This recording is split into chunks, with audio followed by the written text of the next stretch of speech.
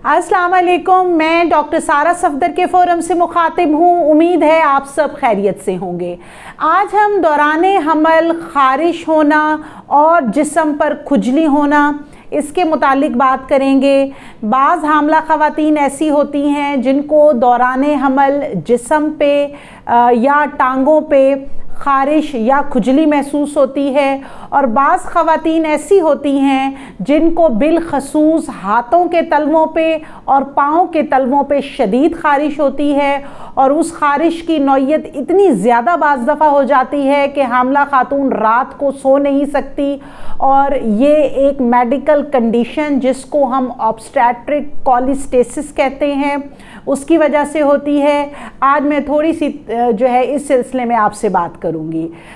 जब किसी भी खातून को हमल ठहरता है बेसिकली, तो उसके जिस्म में जो हार्मोन्स हैं उसमें तब्दीली आना शुरू हो जाती है और हार्मोन्स की मिकदार जिस्म में बढ़ना शुरू हो जाती है, जिसकी वजह से जो पेट के मसल्स हैं उनमें स्ट्रेचिंग की वजह से फाइब्रोसिस होना शुरू हो जाती है, और फाइब्रोस्ड होने की वजह से पेट के ऊपर, कमर पे, टांगों पे ख़ारिश होना शुरू हो जाती है। लेकिन जिस्म के मुख्तलिफ हिस्सों पे हल्की फुल्की ख़ारिश होना एक नॉर्मल सी चीज़ है जो कि विद टाइम, वक्त के साथ साथ ठीक हो जाती है। लेकिन एक कंडीशन है जिसको हम कॉलिस्टेसिस कहते हैं, स्पेशली प्रेगनेंसी के अंदर। इसके अंदर ये होता है कि जो जिगर के टेस्ट हैं यानी लिवर फंक्शन टेस्ट वो ज़्यादा होना शुरू हो जाते हैं, और जिगर जो है वो हामला खातून का डिस्टर्ब हो जाता है, जिसकी वजह से जो है बाइल एसिड एक हार्मोन है जो कि जिगर में बनता है, और वो गॉल ब्लैडर यानी पित्ते में आके स्टोर होता है और फिर वो बॉडी से एक्सक्रीट हो जाता है। उसकी मिकदार जो है औरत के जिस्म में बढ़ना शुरू हो जाती है। प्रेगनेंसी होने की वजह से इस हार्मोन का जो जिस्म से अखराज है वो मुतासर होता है, जिसकी वजह से जो लिवर एंजाइम्स हैं, LFTs, लिवर फंक्शनल एंजाइम, वो बढ़ना शुरू हो जाते हैं। और एक स्पेसिफिक टेस्ट है जिसको हम सीरम बाइल एसिड कहते हैं, इसकी मिकदार भी ज़्यादा आती है, नॉर्मल से ज़्यादा। बाइल एसिड की मिकदार भी जिस्म में ज़्यादा होना शुरू हो जाती है। और ये जो बाइल एसिड है, ये जो एक्सटेंसर मसल हैं हमारी बॉडी के, स्पेशली हाथों के तलवे और पाँव के तलवे, वहाँ जाकर ये डिपॉजिट होना शुरू हो जाता है, जिसकी वजह से ख़ारिश या इचिंग या खुजली होना हामला औरत को शुरू हो जाती है। और ये बाज़ दफ़ा इतनी शिद्दत इख्तियार कर जाता है कि हामला खातून के लिए रात को सोना भी मुश्किल हो जाता है। अब इसके अंदर जो बाइल एसिड का ज़्यादा होना है, या लिवर फंक्शन टेस्ट का ज़्यादा होना है, या औरत का जो जिगर मुतासिर होना है, ये वाली तमाम तब्दीलियाँ, चूँकि औरत का जो लिवर होता है हामला खातून का वो फुली मैच्योर और एडल्ट होता है, तो उसमें ये तमाम चेंजेस जो हैं वो रिवर्सिबल होती हैं। जब प्रेगनेंसी जो है वो ख़त्म हो जाती है, बच्चा पैदा हो जाता है, आवल बाहर आ जाती है, और जो हार्मोन्स हैं उनका लेवल डाउन होना शुरू हो जाता है, तो लिवर फंक्शन टेस्ट बेहतर होना शुरू हो जाते हैं। बाइल एसिड जो है वो दोबारा से जिस्म से उसका एक्सक्रीट यानी खारिज होने का अमल शुरू हो जाता है, उसके लेवल्स कम होना शुरू हो जाते हैं, और ये खुजली और जो खारिश है वो ख़त्म होना शुरू हो जाती है।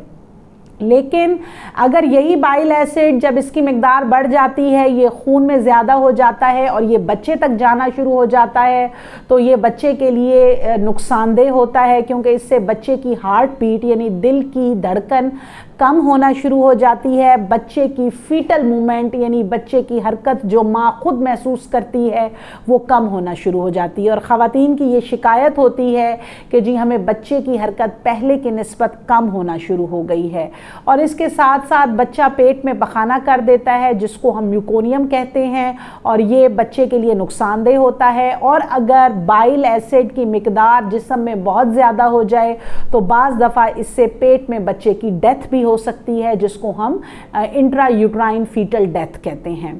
तो तमाम ख़वातीन जो मुझे सुन रही हैं, अगर आपको हाथों और पैरों के तलवों पे शदीद ख़ारिश हो और इसके साथ आपको बच्चे की हरकत कम महसूस हो, तो आपने घर नहीं बैठना, आपने फ़ौरी तौर पर अपनी गायनाकोलॉजिस्ट से कांटेक्ट करना है ताकि वो आपके लिवर फंक्शन टेस्ट करें और सीरम बाइल एसिड का टेस्ट करें। अगर उसकी मिकदार नॉर्मल आती है फिर परेशानी की बात नहीं है, तो वो आपको कोई भी एंटी एलर्जिक गोली लिख सकती हैं। और बाज़ दफ़ा स्किन में खुश्की की वजह से भी ख़ारिश होती है तो वो आपको मुख्तलिफ़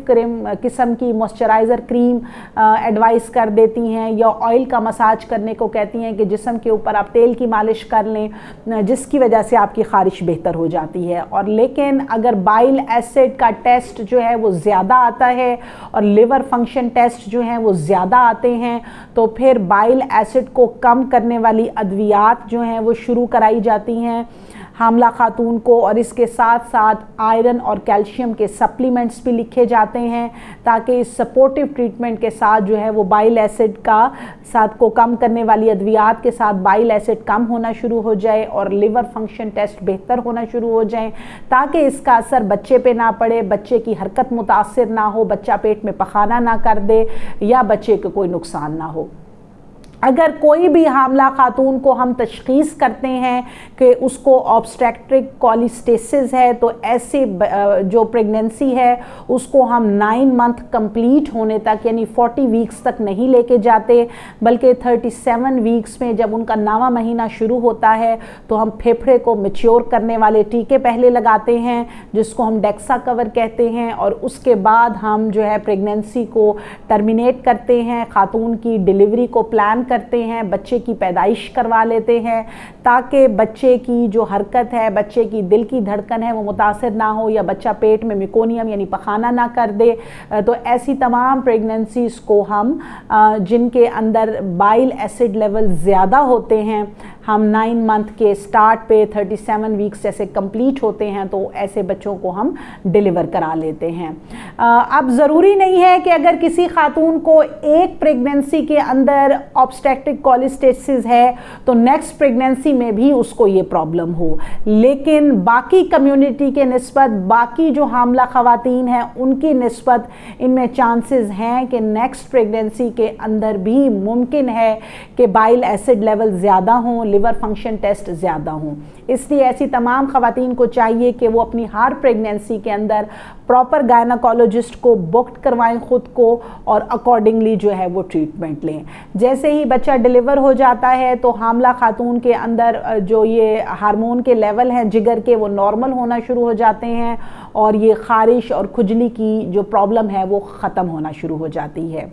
डियर लेडीज़ जो मुझे सुन रही हैं, अगर इससे मुतालिक आपके जहन में कोई क्वेरी है तो आप मुझसे कमेंट बॉक्स में पूछ सकती हैं और ऑनलाइन कंसल्टेशन के लिए मेरा नंबर स्क्रीन पे शो हो रहा है। Thank you so much.